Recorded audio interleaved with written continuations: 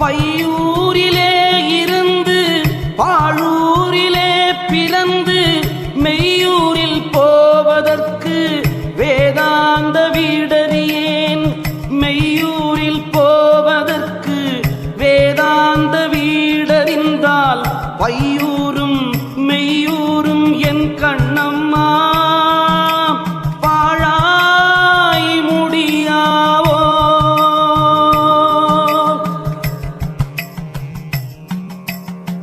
மாமன் மகளடியோ மச்சினியோ நான் அறியேன். காமன் கணை எனக்கு கனலாக வேகுதடி. மாமன் மகளாகி மச்சினியோ